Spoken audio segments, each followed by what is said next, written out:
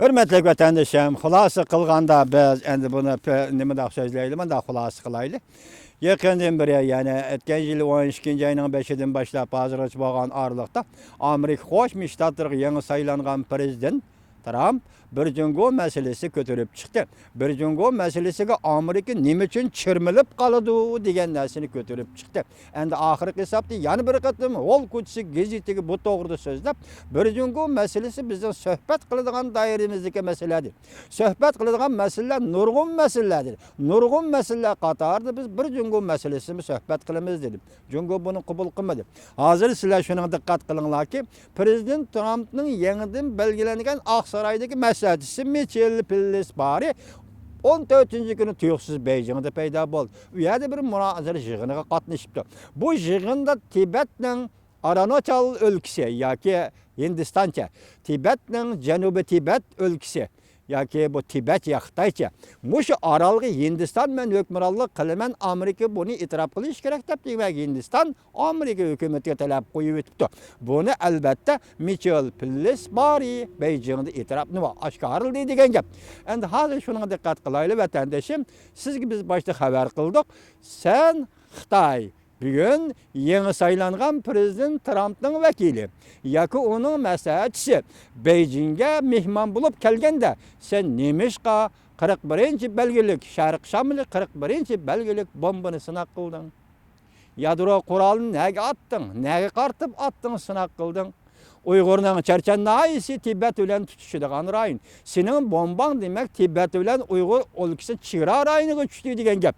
Demek sen Beijing'de Amerika'dan yetip bağam mehmanını moşunda kabul kıldığı işin var mı Cungoluk efendi?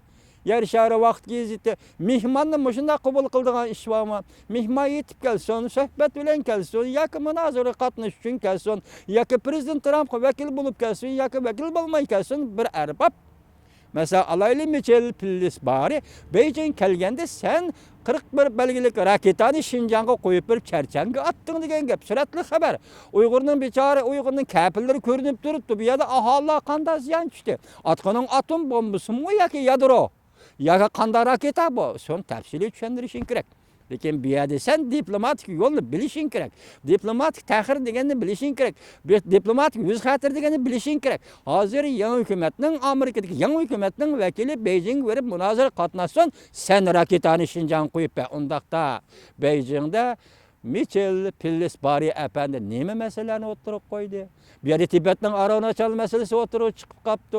Şinjan masalasi to'g'risi masala o'tirib chiqdimi, tafsili o'tirib qo'ydimi? Chidayolmay raketa qo'yib berdingizmi Cungoluk efendi? Bir Arunachal.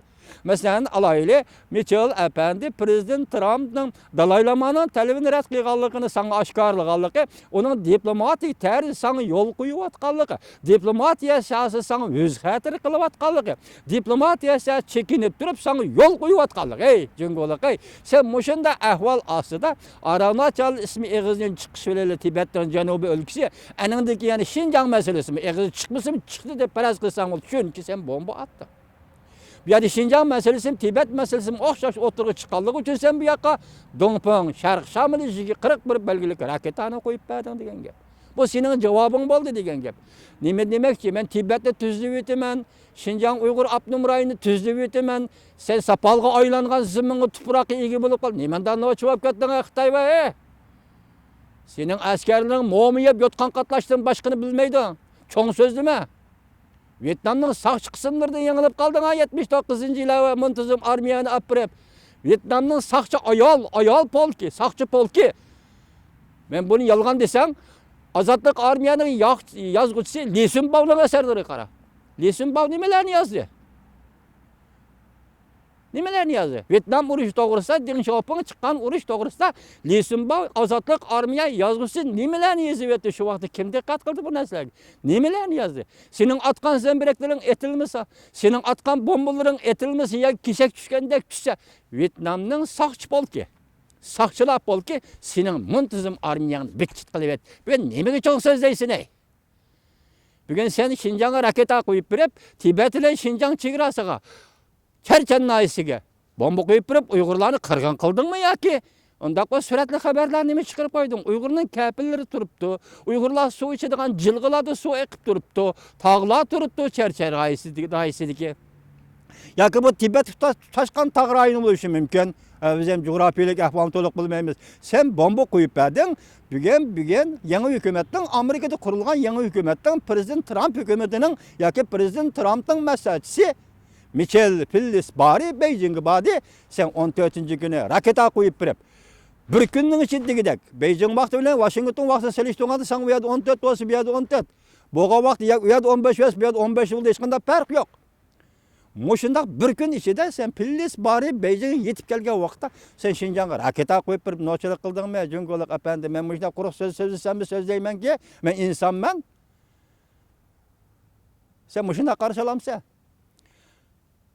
Bir mehmonni mushundaq qarshi olamiz. Endi yana nima deb cho'ng so'zlaysiz? Gap mana bu yerda. Biz baş so'zlab etdik. Yangi tayinlangan davlat ishlar kotibiyateleri son nima dedi? Yaqin kelma arallağı dedi. Qani uni ko'ramiz. Senin qanday kelalaydiganligingni uni ko'ramiz. Gap bu yerda bo'lib olsa, raketani olib sen Şinjan'a alsang bu kulkilik bir ish bo'ldi. Eshak uchun yetmasa o'rtaqamga degan ish shu-kanda bu aytgan. Jungo'liq apandilar, diplomatik yo'l bilan diplomatik ishlar qilaylik bu ishni deysanglar, Amerika Qo'shma Shtatlar hukumati bilan suhbatlashimiz deb turgan. Prezident Trump barliq masalalar to'g'ri suhbatlashimiz deb. Esinglarda bo'lsinki, endi hukumat o'xshamaydi ekan. Masalan, Prezident George Bush hukumati, masalan, Prezident Obama hukumati, endi Prezident Trump hukumatidan keldi.